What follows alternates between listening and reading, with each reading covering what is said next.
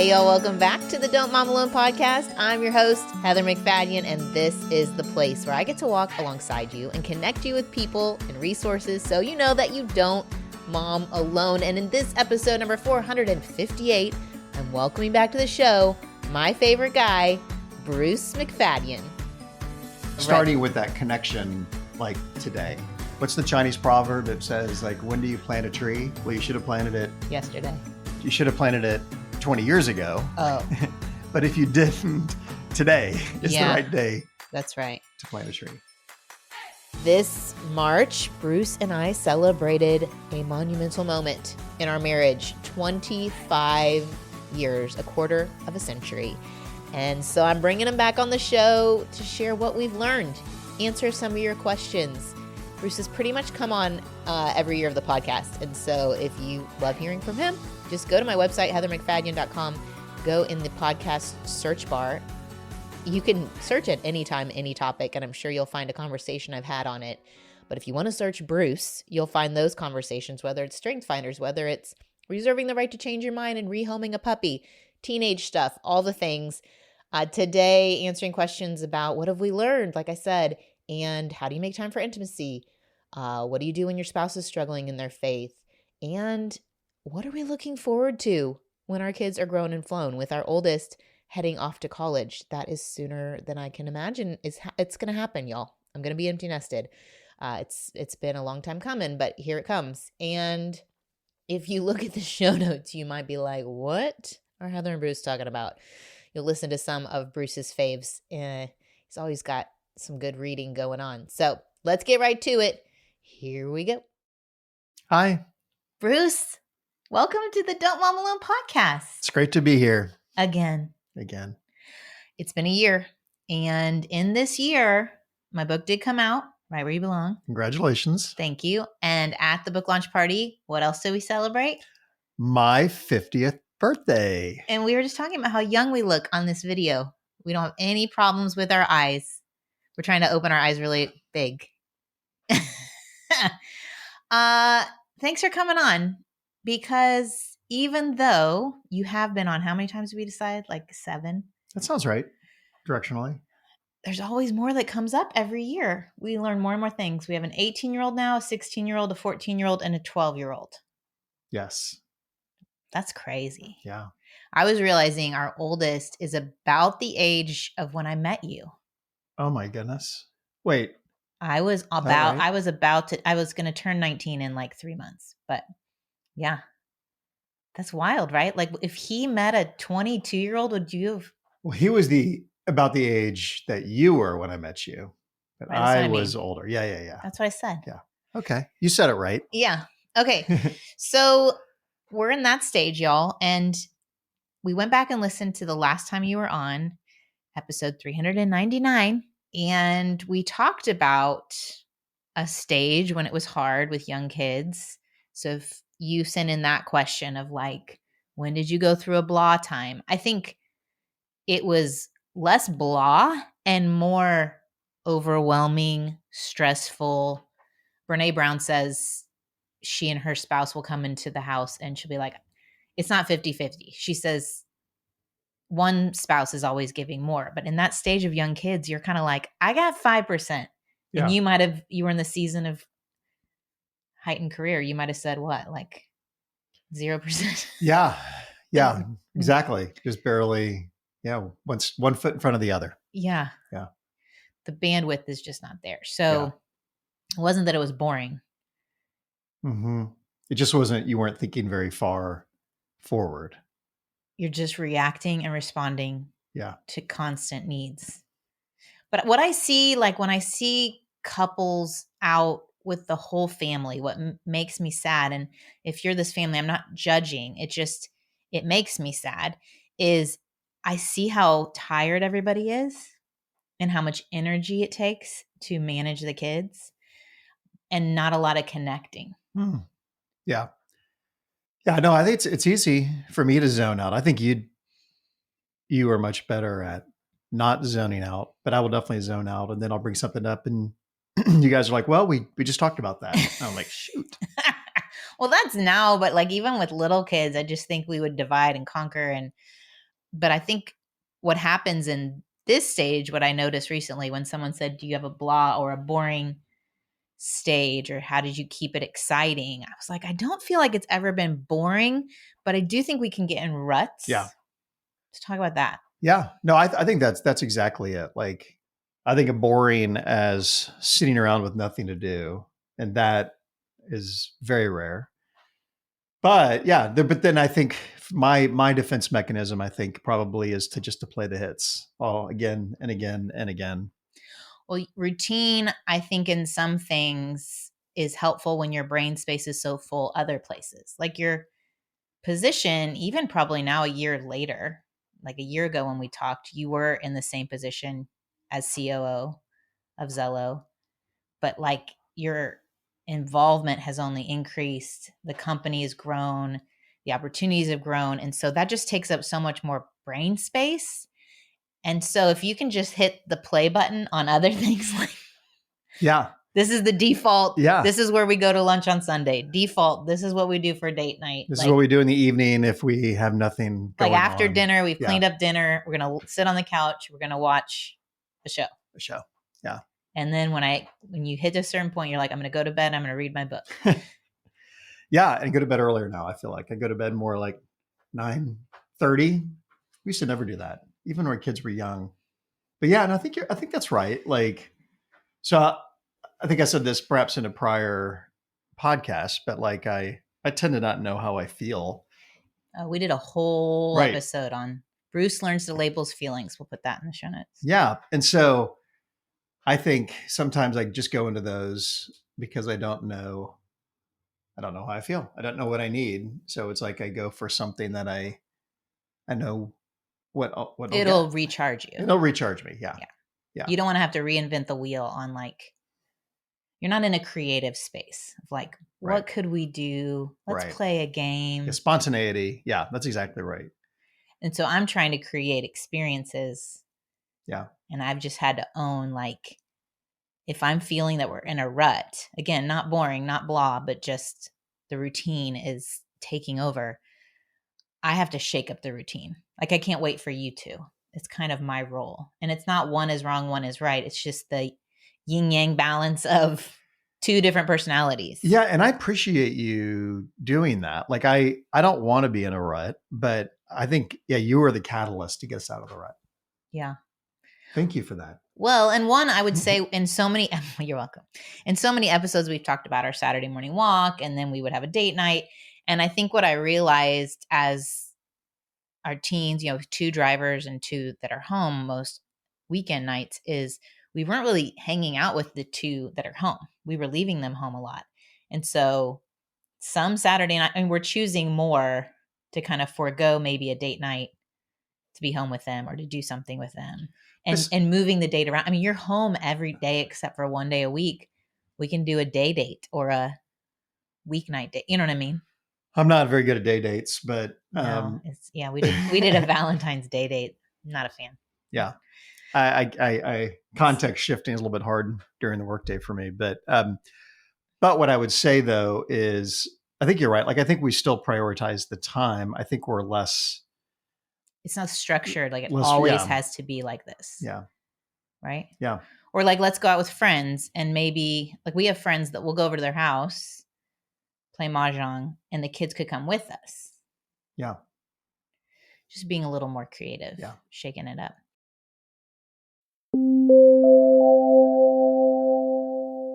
You know who was most excited that I got to partner with Total Gym?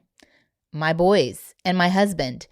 My oldest said, why didn't we get one of these 2 years ago? I don't know if you have teen boys, maybe your girls too, but they're looking to get fit.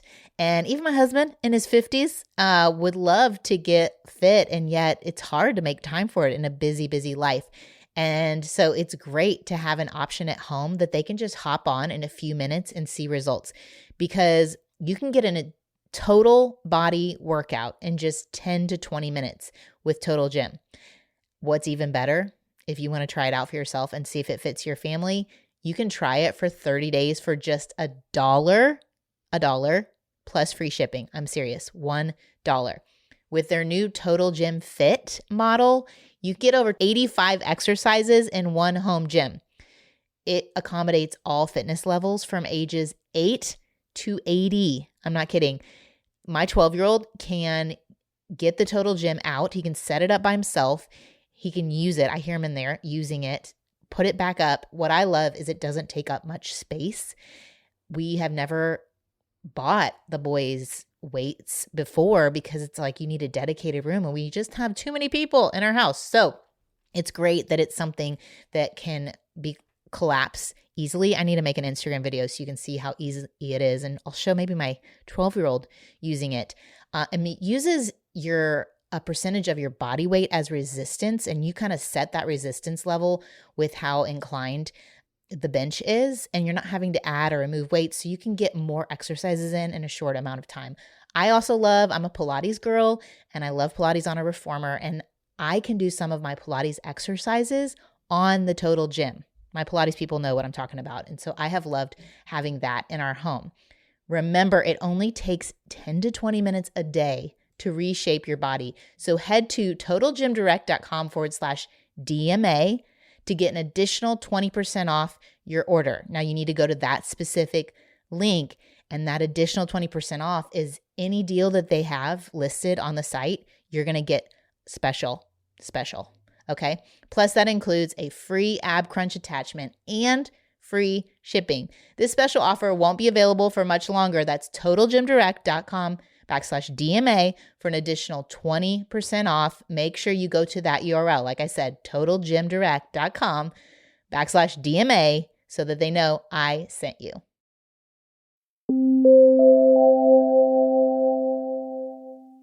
Okay, let's move on to another question. What did you learn in year 25? Because y'all, I didn't say it. 25-year anniversary, March 6th of this year. It's a big deal. 25 years. What did you learn in year 25 that you wish you knew in year 1? For me, I think it is to relax a little bit, to not take everything so seriously. And then maybe like that's your just intensity down. Intensity down. Yeah, I think, I'm a high passion individual, but I think maybe I applied my passion kind of maybe in a less disciplined way. I would say my passion maybe controlled me rather than me controlling my passion, having any level of moderation around that. So I think about that exists in like all aspects of life, just all decisions. Give an example, like for our relationship or with the kids. What's different? Yeah. Well, okay. So the kids one is, and I probably said this in That's okay. First few episodes, but just in general for me, I learned that rarely did a decision need more intensity. Like with a kid, like rarely was me coming in hot, which was totally what I wanted to do, was my natural response. Rarely did that actually produce any kind of fruit. Yeah. And then the more I began to understand that and chill out, then to the points when escalation perhaps was needed, had a lot more effect. Like if I just always flip out, if any certain type of event, then whenever I flip out, I just get tuned out. Literally talked to Ralphie Jacobs, an episode right before this, about that very thing. Like using that moment of correction when it's vital, like safety. Do you want to know what I learned? Or yes. Are you finished? Well, no? yeah. So but I was going to say, even like with us too, like I feel like there's a safety to where, I think in your earlier years, you're still kind of in that dating mode, even if you've been married for a number of years, and where you kind of feel like you have to maybe show up in a way that's less like this is somebody you're planning to spend the rest of your life in. You feel like you have to perform. I guess maybe I feel less performative. So because of that, like I feel like it's more natural. It's less intense also in ways that I think were maybe counterproductive.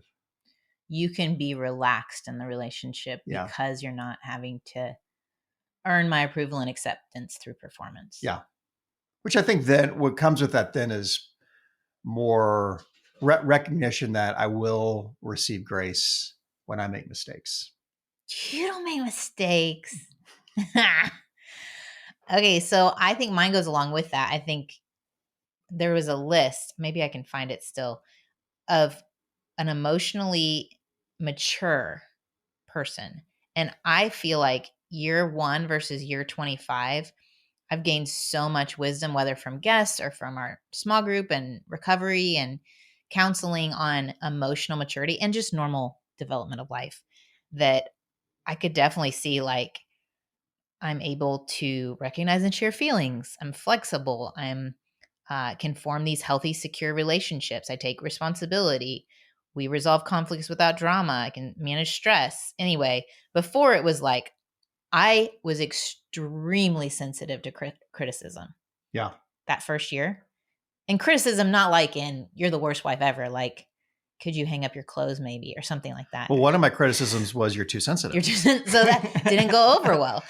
No, Not able I to regulate remember. emotions. Like we Yeah. were talking about that. Like Yeah. I had these high highs and low lows so frequently, and I feel like they've been more mild. Not that I still have Yeah. You're still the moments. same person. Yeah. But Mm-hmm. yeah, you control your emotions rather than your emotions controlling you. And I think I don't know if we talked about attachment theory ever before, but I think it would be that we would switch between being anxiously attached and avoidant. We would trade roles. So if we got in a conflict, I would avoid and I would hide or like not want to talk to you, and you would try to pursue me, or vice versa. And I think we're more securely attached year 25, that we can make mistakes and not assume that the relationship is ruined. Yeah. Like And you said, there's a security there. yeah, and I think you also maybe think of the old drama triangle, Oh, right. because I think that there were times where maybe explain really quickly what the drama triangle is. I can't remember if I There's said this in an the episode. there's There's the a attacker. attacker, victim, and rescuer. Yeah.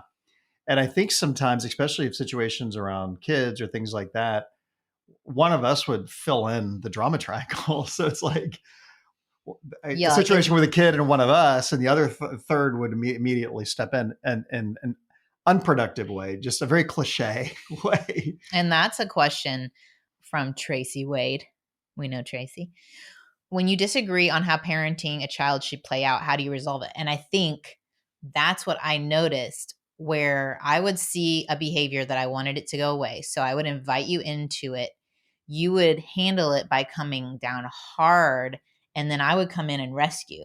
And you were so confused. You were like, On the early days. in the early days, Yeah. yeah. You were so confused. You're like, wait a second. I thought you wanted me to address the behavior, and here now I'm the bad guy, you know? Yeah. And so I think even realizing with the drama triangle, I think it diminishes that challenge on managing behavior with kids. I think, and I don't know if you have a thought on that, but I think with teen issues, we may disagree on managing them, and the consequences feel bigger. And so it can, I think, can be more tense than when they were toddlers and it was like, do we give them a fruit snack or not? You know? Yeah, no, I think that's right. And I think to some extent, I mean, obviously there's, when you have various situations of any age, I mean, obviously the teen and young adult stage coming on us, now as well. There's not just one way to solve a problem ever, especially at that age. And there's many, many hundreds, if not thousands of ways to solve it. And so I think in general, I think we've gotten better at creating space for the other, and sometimes being like, you know what, you're a little bit more convicted in how, like, you being, either of us can say this to each other, so we'll trust the other one to do it. And then if it doesn't work or something like that, the other one might come in and say, hey, here's another way of doing it. I think we've gotten better at that. I think that you get to the end of yourself real quick when it comes to teens, especially in this day and age. And you're like, I don't know. You throw your hands up. Yeah. I mean, even like with our small group, we're like, we don't know. We've tried all the things, like hitting our head against the wall. So it's not like, oh, I've done this before. If you just X, Y, and Z. And even before, I might be like, well, I read the book on this, so I know better. Ladies and gentlemen, the books are not always correct for your child. So even if I read the book, it's like, you know what, you saying that, you did say that a lot when Yeah. you were young, but it's been a long time. it's been way over a decade since I've heard you say that. So Yeah. that brings me back. Yeah, no, I think I threw out all the I know y'all, I talk to authors all the time, but I hold all of it more loosely that there is one track because there's different kids. And I think Yeah. you and I talk about this, and I don't think have on the show, is how you divide up types of kids into these broad categories for our family. Do you want to share those two categories of Oh, well, I think I learned the categories from you, Mm. but it was, there are people who the world is happening to them, and there are people who they are happening to the world. And that is a really helpful, constructive lens. And to be honest, I think the more times we've played around with that, it's pretty true. And I think so if you and have helpful in managing. and helpful. So like if you have, and we have a mix in this. And so if you have a situation where a kid consistently, the world is happening to them, like there's always some sort of excuse when something happened, they're the victim in some way, you're going to manage that situation totally differently than there's somebody who's more the aggressive stance, who's always happening to the world. And they call it external locus of control and internal locus of control. And I think that if you recognize your internal locus of control, you can see, oh, I have an ability to change my perspective on this circumstance, or to change my behavior, or to influence, my friends in this way, instead of just like, oh, they're all doing it, so then I'm going to do it. Or I get to choose friends. Like, I don't have to default to these friends who are treating me badly. Like, I can have agency is Yeah. a word that I keep trying for the ones who are repeatedly victims of circumstances. You're kind of like, no, you have agency, and it's a speaking and empowerment message. And for the other ones, Yeah. and which you probably fall more into that. I feel Yeah. like even you and I divide into the two categories. Yeah. I often am a victim of my circumstances, and you're like happening to the world. So what would you need to hear? Well, generally, yeah. So with me and my lens, like I'm happening to the world. What I don't want is you to tell me what to do. Yeah. I'm going to not respond really well to that. Because you're real good at it, right? Like, you're less concerned with what everyone else is doing. You already kind of know. You have a strong internal locus of control. Like, you have good problem solving. That's what our kids are even thinking. Like, Yeah. Mom, I know how to solve this. So they need a different message. Yeah. Yeah. So what do you think that message is? Well, but even like when I'm stuck or I'm in a bad place, generally I don't need you to come and fix the problem. Nobody does. Okay. Well, so I can speak for myself. Nobody wants that. Yeah. But in general, I think where we've gotten better is like, you're not like just forcing advising my way, but you're providing safe space. And oftentimes, and I'm a very much of an external processor. So that's how I start to kind of figure out what I think. And then I'm at the end of it, you've thrown out some ideas and so forth like that. But what you've more than else done is given me space to process through it. And for me, that's just Do you think it's helpful necessary. to get feedback on how others experience you?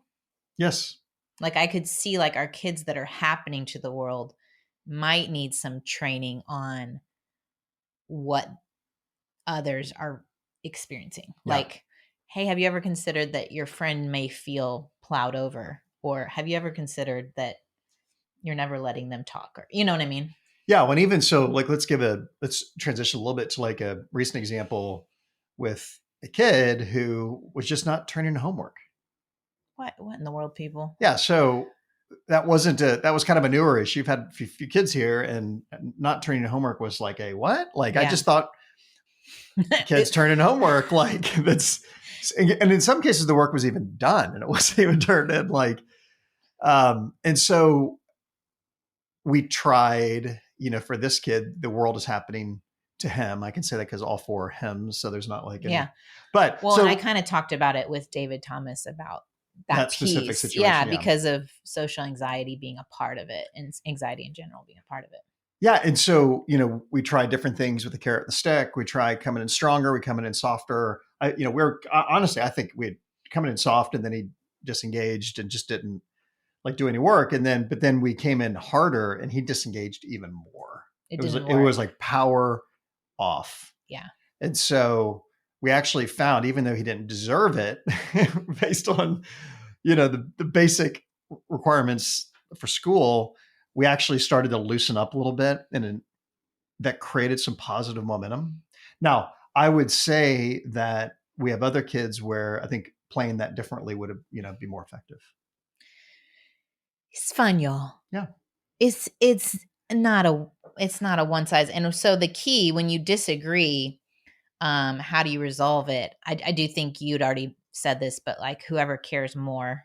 It can't just be one. Like I think we give and take a lot. We're like, all right. Well, because you're home more, I think you're way more involved in this stuff than ever. Like even when they were little. I think you just came home and you were like wanting to just connect and be happy. You weren't wanting to correct in that stage. So if you're in that season, I totally get that.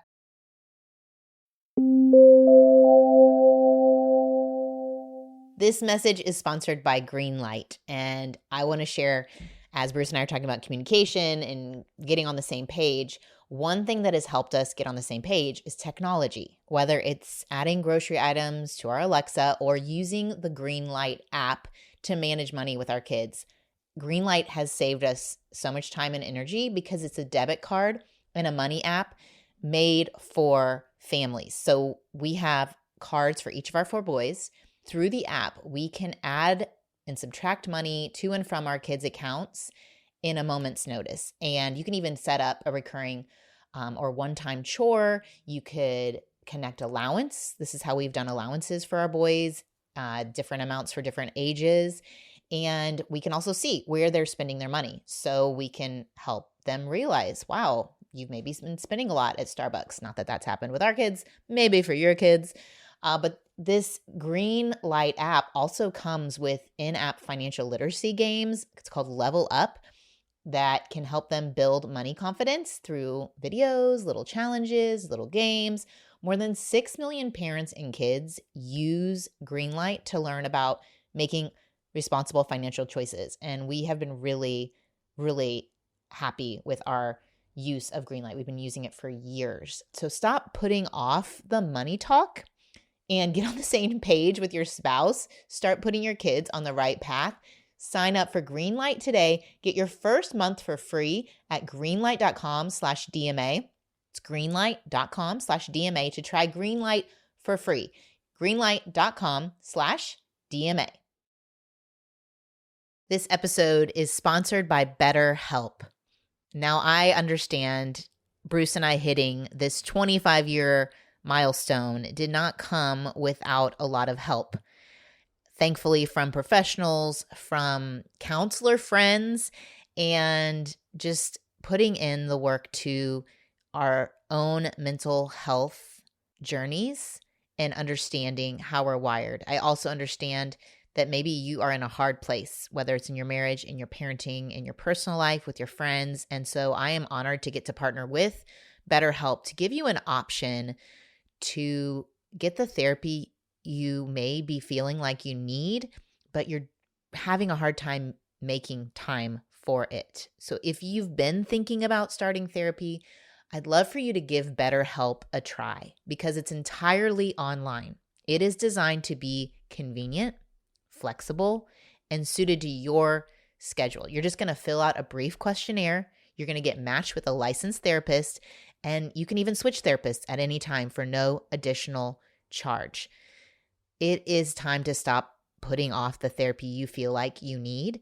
Learn to make time for what makes you happy with BetterHelp. Visit betterhelp.com/DMA today to get 10% off your first month. That's BetterHelp, HELP.com/DMA.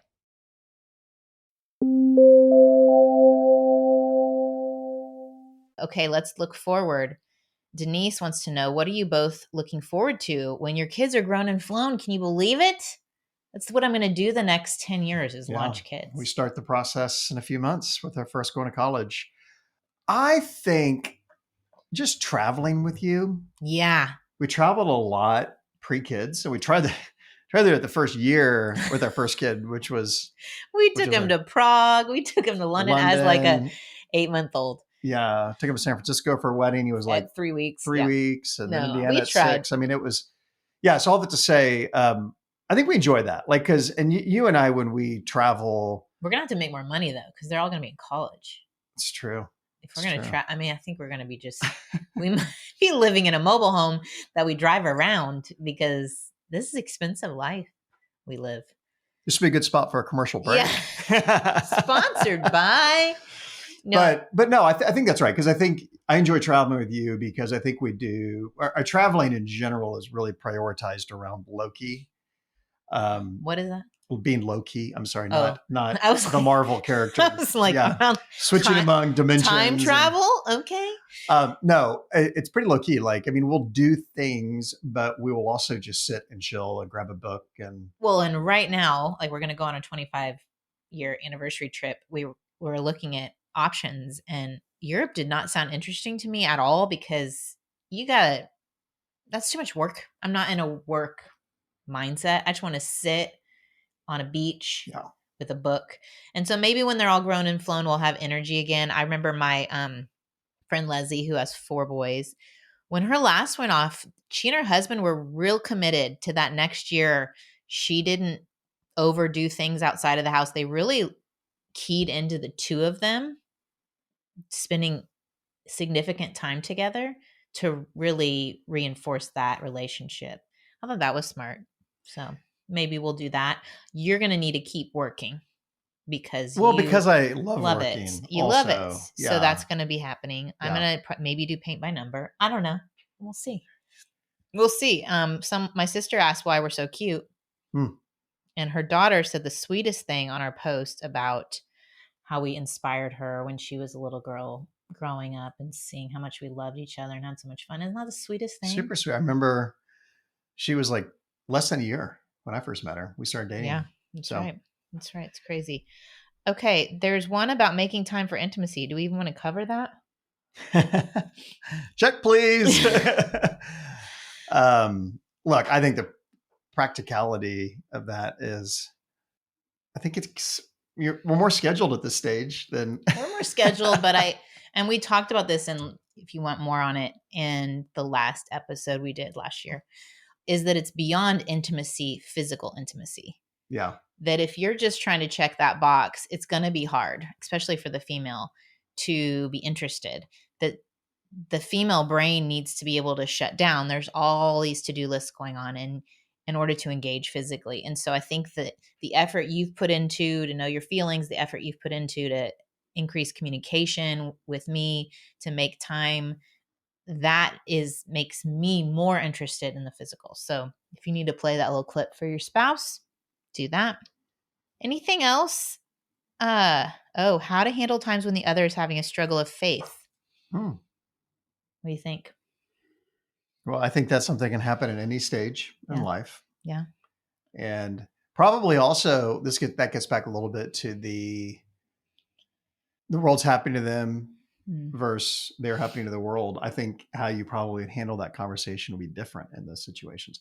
It reminds me, and I kind of realize it's maybe a similar theme overall. Like when our kids were young and we had, we were just, as busy like anybody is with, especially 4 young kids, 4 and under. What in the world? That was crazy.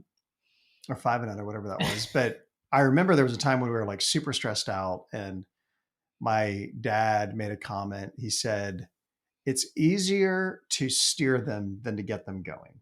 Mm-hmm. And that was really helpful for me. Also around, I kind of think about like that actually kind of ties in with the same general theme around just if there's some motion, like trying to provide boundaries but also allowing space within that motion is easier and helpful. So. Yeah.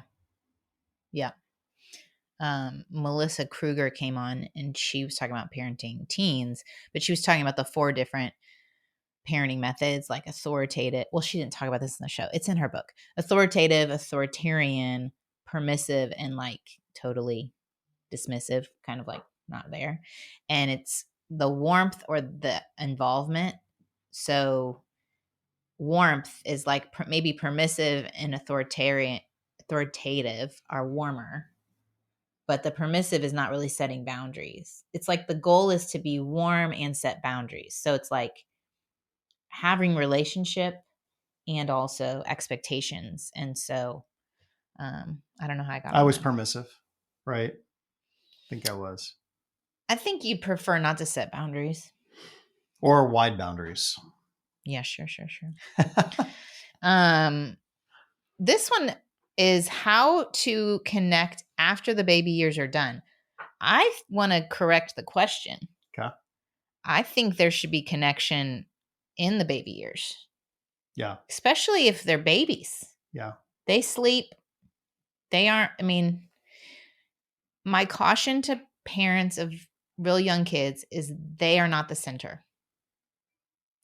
Don't stop going to church because the nap time falls when they're going to, it's nap time. Don't It's stop not going the- on dates. Don't stop going on dates. Don't stop, or even just like meeting on the couch, like talking. I was in the doctor's office and it was an adorable young couple with their newborn, and they were both just on their phones. And not that they're supposed to be talking to the newborn, but like that's a time they could be connecting. Yeah. You know what I mean? Anyway, I think that should be a priority. But in the baby years. But if that's how that person feels, well, but then I that's think that's a starting with that connection. Yeah. Like today. What's the Chinese proverb? It says like, when do you plant a tree? Well, you should have planted it yesterday. You should have planted it 20 years ago. Oh. But if you didn't, today is the right day. That's right. To plant a tree. Yeah, that's right.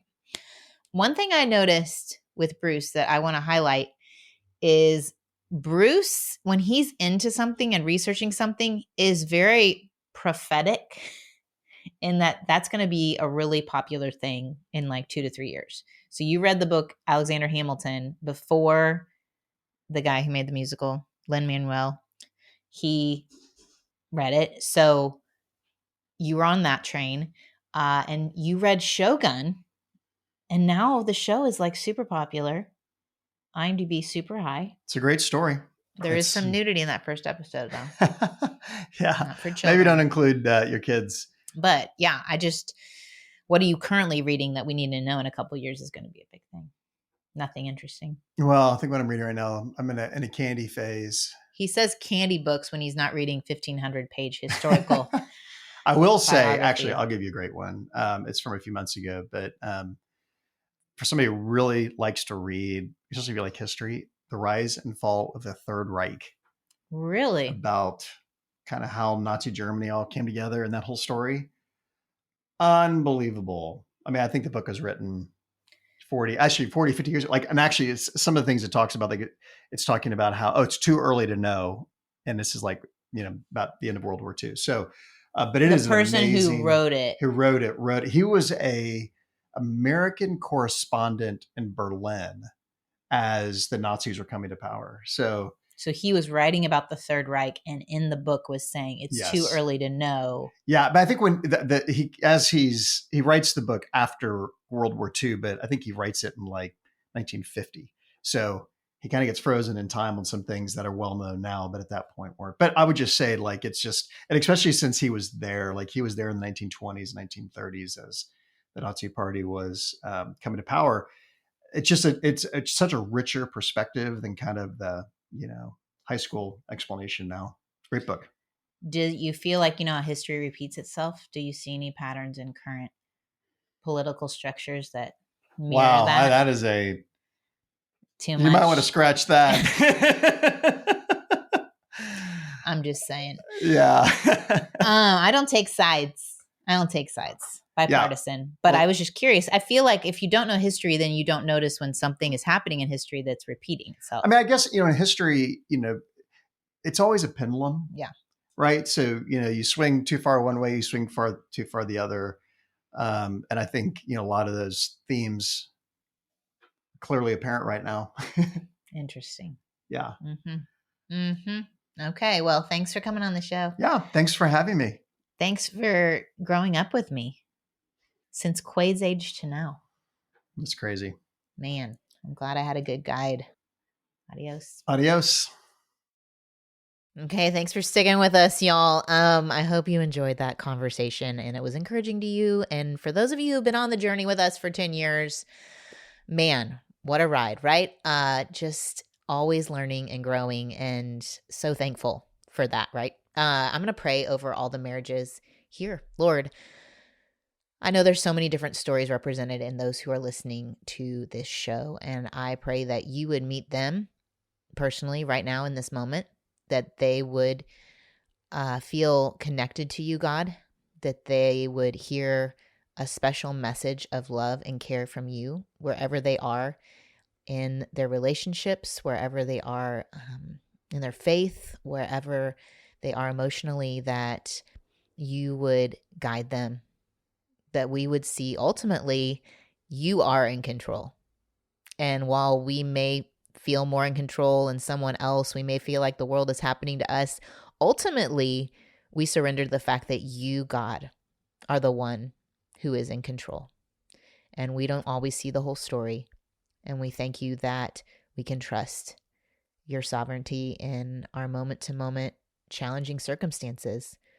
I pray for all the marriages represented, that a spirit of unity would fall, that they would see one another as being on the same team, that any division would be squelched, that the enemy wouldn't get a foothold in families, and that your standard would be our standard, that the cultural standards would just fade away and we would lean on your love. Most of all, your sacrificial love, how you loved us so much that you gave, that we would have a spirit of hospitality even in our own homes. In Jesus' name, amen. Thanks, y'all, for joining me. I think between this episode and my next episode, we're going to have Easter, and I hope it is a wonderful time for you. I have this post that I created over 10 years ago. It's on making Easter personal for preschoolers. It involves a tiny little activity with rocks in the Easter basket, and I'll link to it in the show notes, but it's something even my boys were talking about at dinner last night. And if you are looking for just a little more gospel-centered way to do your Easter baskets, it's a fun little activity. They were joking about it. I don't know. If you need something to do with your family for Easter, that's a fun thing to do to get the gospel message across. And I pray that you can live in the freedom of the resurrection life you've been given, and meet me back here next Monday for a fantastic testimony conversation about how God moves us from ruin to redemption. All right. Have a good week. Adios. I hope you enjoyed this episode of the Don't Mom Alone podcast. If you're wanting to connect with more people and more resources to help remind you that you're not alone, head over to don'tmomalone.com. That's where you'll also find show notes with any links mentioned by our guests. Most importantly, I want you to know the good news, the great news that you're not alone because God has promised to always be with you. With faith in Jesus Christ, the one who died for you and rose again, Jesus said when he left, he was going to leave a helper, a comforter, to be with us. God in us. Moms, that's superpower. So while you're washing dishes at your kitchen sink, while you're driving to and from work, while you're feeding that baby late into the night, while you're cleaning sticky floors, God promises to be just as present with you as when you're worshiping in a church pew. As it says in Zephaniah 3:17, the Lord your God is with you. He is mighty to save. He takes great delight in you. He will quiet you with his love, and he will rejoice over you with singing. Now that's good news. Have a great day.